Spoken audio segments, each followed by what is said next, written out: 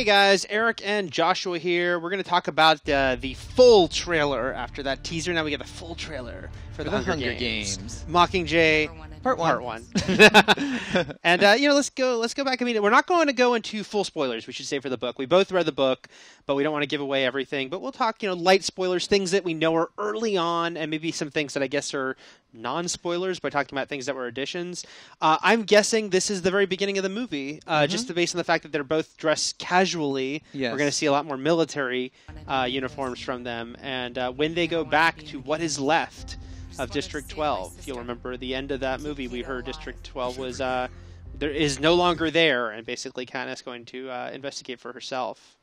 What's going on here, Joshua? And there's President Snow giving some very obvious threats right to old Katniss here. Say she's gonna lose. She's gonna lose a lot if she keeps up with this Mockingjay thing. And here's one of many inventions for the movie. They've given President Snow a bigger role throughout the whole series.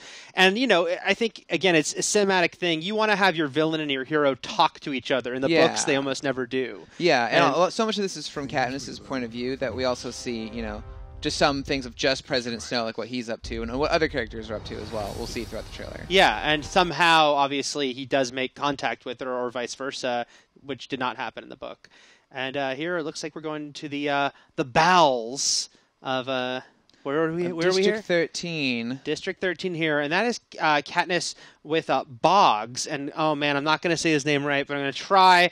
Mahershala Ali. At least you got the last name. Yeah.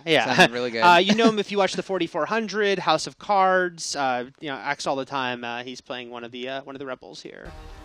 She's giving her a tour of District 13, which is underground. Yeah. And here she is, giving the old Hawkeye spin with her arrow. There's BT, giving her some new gadgets and stuff. Yeah, you can see kind of that whole table there. That it's not just the arrows, but there's some interesting arrowheads laid out there. Oh, it's a boxing glove arrow? I'm just kidding. that would be pretty amazing. Yeah. Let's see, and here's her talking to Plutarch Heavensby. Yeah, by the late great Philip Seymour Hoffman, and that's President Coyne, who's running the District 13. Yeah, Julianne Moore playing her. And it's Gale right next to her, and Boggs there to the side. Yeah. And on President Coyne there, you see her hair is very similar to what it is in the book. Katniss thinks it looks so perfect. She wonders if it's a wig. She looks like Rogue. Yeah, she does. Rogue all grown up. Yeah. Here's another interesting change from the book. What's going on here? This is Effie Trinket, who we are known as seeing these lavish costumes and wigs and makeup and stuff. But here, in the book, she's just she's like arrested. We just don't see her again. She's not in Mockingjay. Yeah, she's not in the Mockingjays. But here we get to see her living on much less means and much less makeup. Yeah. It looks like she'll be there because they obviously don't want to lose such a great actress for that role. And it looks like she's just, talking to Katniss, or giving her Mockingjay pen. Yeah, a lot of people wondered how they'd make this into 2 books, but I think a lot of it has to do with this opening up and expanding. And, it's sort of a what if here, but it is, what would Effie, who is all about the look and the enjoying everything the Capitol had to offer, how would she survive in a place that has nothing? It has no makeup. No makeup. No costume changes. That's right. And yeah, this is kind of cool. This is a real, almost like a Star Wars vibe here of the rebels of Mockingjay. And they got lots of weapons. And obviously don't want to go too much into the plot, but that was what District 13. Their output was big weapons. Yeah, yes, they were. So they are fit to fight the Capitol. A couple things we should talk about here is Gale has a new weapon, a crossbow. And in the book, he just used a bow and arrow too. And I think, again, you make these choices cinematically. It's like instead of having them both running around with a bow and arrow, let's give him a badass crossbow. Yeah, but ooh, heavens, heavens be. And let's just make sure we mention that was a special explosive arrow. He just shot explosive arrow tip, no doubt invented by BT. We just want to establish this for people who might have some questions about something later in this Remember trailer. this. Okay. We have talked about this, even though we really can't. We're not sure what this is. Let's just be honest. It looks like they're headed towards something like a settlement, like city, like in the background. These aren't like capital people because you see like by their clothes, they're people. They might be like refugees from another district who are headed to 13.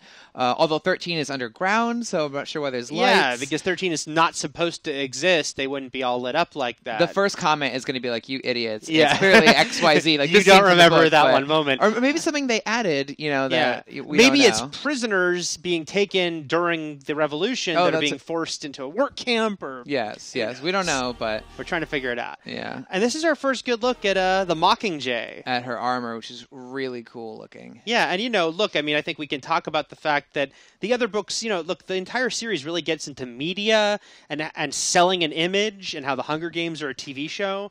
And here we get how the rebels, the revolution, they want to sell Katniss as their hero, and they want her to look the part. They want Katniss to look cool on a poster. And there's a whole meta thing going on here with how we sell. Yeah, and yes, she does. But some more, and again, like maybe this is connected to that group we saw earlier. Yeah, this is clearly like a revolt coming, and these are the Capitol Guards who are kind of like low-budget stormtroopers, and they're firing, openly on the rebellion. Yeah, and now this is obviously a big important thing going on here, which is what happened, to Peeta. Yeah, obviously we don't want to get into too big of spoilers, but clearly he's with the Capitol with a nice origami paper tie, and he is speaking for them, like as if he's one of them, which is... And again, I don't want to spoil, but yeah, something's But you've up. seen the viral campaign has shown this. It's like something's happened to him, and he has now become... sort of representing the Capitol. Yeah. Actually, can you go back really quick? Yeah.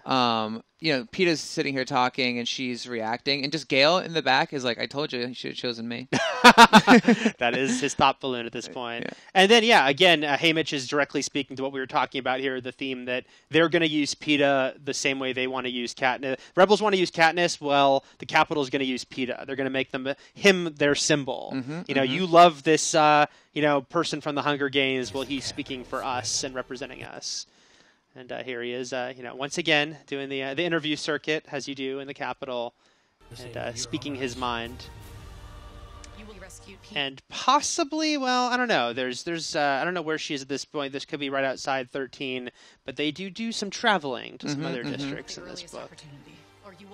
And here she is, like, demanding that they rescue Peeta, make that a top priority. But clearly that's not a priority for them. It is for her. But they want to appease her, so... Right, because she says you'll have to find another Mockingjay because they've invested in her. Yeah. They know the people have rallied to her, and it's important for them that she is this symbol. And, as much as Katniss has played against the Capitol, she's also played against, like, the powers that be who want to, like, manipulate her.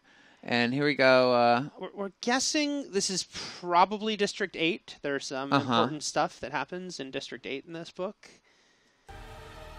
And a little glimpse of Finnick. Finnick, oh, where's your hair gel, Finnick? See, this is dark times for everyone. This is the pain of war we're seeing. Yes. Oh, and this is an interesting moment. All we'll say about this moment is it's early on, and if you've seen the other films, the rose represents President Snow. Really creepy. Yeah, and that he likes to leave little messages for Katniss that without any words, sending her a little message. And there she is. Oh, and there's Natalie Dormer. Yeah. Are we gonna say this name right? Cressida? Okay. Yeah, sure, why not? Yeah. And she's filming all like these like propaganda videos for Katniss. And this was obviously going to make a great shot where Katniss is visiting. I think this is the hospital she's visiting. Right. I don't remember the district number, but yeah, and they're inspired by her doing the three-finger salute. Yep.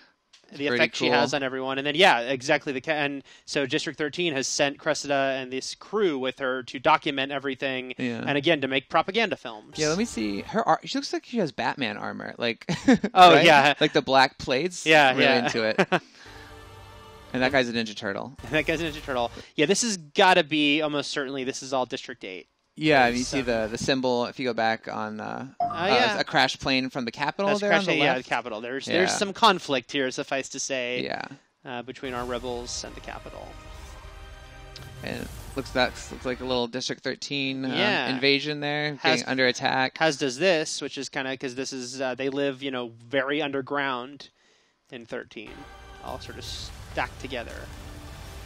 And there's a big. Yeah, this is interesting. Yeah, this is a big. The conflict is definitely taking its toll on both sides. I think we see here. And then, here's our big hero moment. Yes, this is pretty cool. Actually, just let this play, then we'll clarify what happened in case anybody's wondering. But boom, shoots the arrows, boom, crashes into the other. They're both going down. So the big question is, how did she take down a jet with just an arrow? Yeah, but let's go back here, people. There's a red tip on that arrow up there. And See? Before, obviously, we saw the exploding arrows. This is an exploding arrow. And it looks like Gale actually misses, and her arrow takes down 2 jets. Because she's that badass. Suffice to say, we are very, very excited for Mockingjay Part 1. We'll have plenty more about it here at IGN.